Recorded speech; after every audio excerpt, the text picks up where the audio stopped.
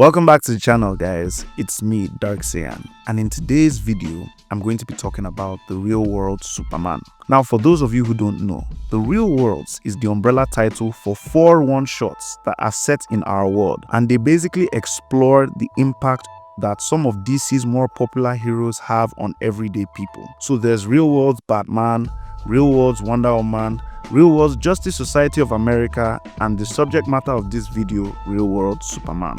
So this story is set in the 50s, and the narration begins saying, "If you're reading this, I guess I'm dead." This is a true story, so listen up. So basically, we're introduced to the main character, Edward Dial, who is an unpopular sales boy just trying to do his job, and he's also being harassed by local gangsters. Now, despite all this, despite getting blamed for the commotion outside and having a rough morning, Edward is still able to show kindness to a child who stole a candy bar. Later on, the girls in the neighborhood are seen calling him a creep.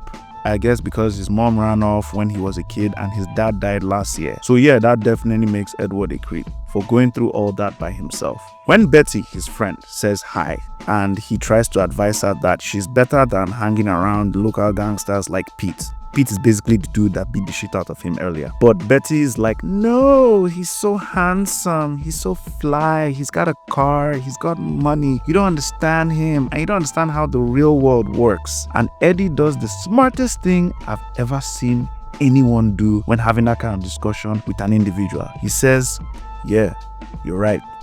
You know, I love that. That's actually very intelligent. So later on, Eddie sees Pete. Again, Pete's the guy who beat him up earlier. And he's basically showing off his Superman tattoo while talking about how Betty was calling him Superman last night, you know, stuff like that. And Eddie wasn't feeling that. So what does he do? He steps to Pete. And Pete's not alone. He's with his whole squad. So they fuck around with Eddie, shove him around a bit. And as they're about to put the paws on him, Pete has a better idea. He decides they all take Eddie out for drinks and make it up to him for what happened in the morning. So they take him to a bar, they basically force him to drink, and he gets super wasted. When Eddie wakes up the next day, he looks into a mirror and he's absolutely horrified. He then tries to run up on Pete again. Bro even pulls out his knife. And yes, you guessed it, they put the paws on him again. And apparently it's shown that Pete and his friends tattooed the Superman symbol on Eddie's chest. And from then on, Eddie becomes the subject of mockery in the neighborhood wherever he goes because of the tattoo. And this eventually leads him to losing his job, and he can't even get another one, meaning he can't eat nor pay his rent. You know all that fun stuff that happens when you're unemployed and living alone. Like, shit gets so weird with Eddie that one of the neighborhood girls comes to visit him in his house. She kisses him,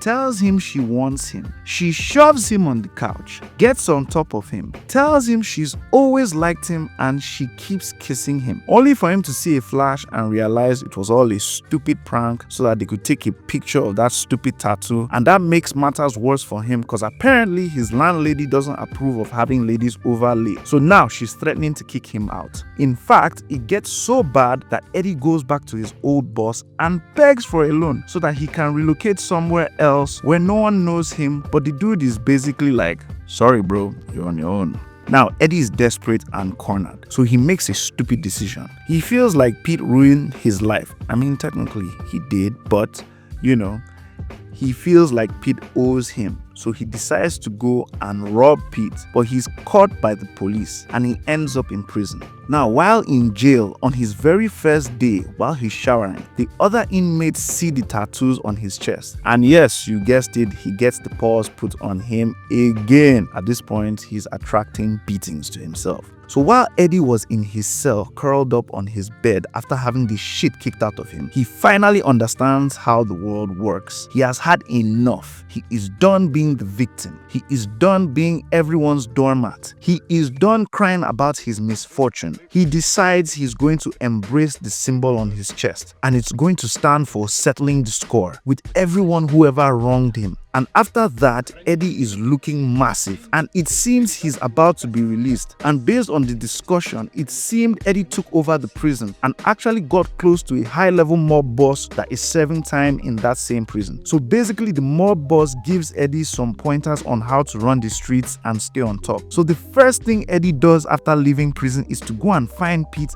and punch him square in his face, and then he takes over all of Pete's businesses, becoming the new mob boss in town. now. And you know, Eddie does well for himself. A bit of extortion here, a touch of kidnapping there, a whole lot of racketeering. You know, bro is living the life he was denied for so long. He even has hitmen come after him, but he has actually become so adept at fighting, so it's no problem to him. But in spite of all these things he has done and what he has become, Eddie still has a soft spot for kids. Like, he even gets Superman action figures and shares it to the neighborhood kids, so there's still a part of him that isn't totally evil. And even more evident when there's this star witness who is supposed to testify against him for one of his many crimes that he has committed. Eddie was apparently expected to kill the man, but he couldn't because the man is the father of one of the children that love him so much. And looking at the boy's face, Eddie couldn't bring himself to do it. Now, this leads to his right-hand man snitching on him to that mob boss he met while he was in prison, and they decide that Eddie has basically gone soft and needs to be taken care of. So later on, they gang up on Eddie in his office. They put the paws on him yet again, like it's expected at this point, and they dump him outside in the rain. That kid who loves him so much finds him and takes him to a secret basement, and the dude that is meant to testify against him comes and nurses him back to full health. They have a little heart-to-heart. The man finds Eddie interesting because Eddie genuinely loves kids, but he does such brutal things to their parents. And Eddie basically replies saying it's the way the system is, that he didn't invent it and he wasn't always this way. The man advises Eddie to stop thinking that he's better or worse than everyone else. He told Eddie that he has no excuse, that he had a choice and he still does. So then Eddie decides to leave town, but he sees Al. Al is basically his right-hand man who led everyone to betray him. And then he decides that he's not going to skip town till he puts the paws on him for ratting him out. So as he sees Al and he goes about to get the jump on him, he notices a car pulling up on that kid and his father. So he decides to jump on top of the car and prevent the shooters from killing them. And they shoot Eddie since he's in their way, and the car runs into a truck, killing them all. And that was the end of Eddie Dial. In fact, that was the end of their whole gang, as Eddie's deathbed confessions put a lot of them behind bars. And according to official records, Eddie died that night. And years later, a man named Ted Carson had a heart attack and passed on. And when they took his shirt off, the same Superman tattoo Eddie had was shown on his chest, and a letter narrating his story was found. Alright, so that's the video, guys. Hope you like it. If you stayed all the way to the end, thank you very much. If you want to see more content like this, please subscribe, share it with your friends, and I'll see you in the next one.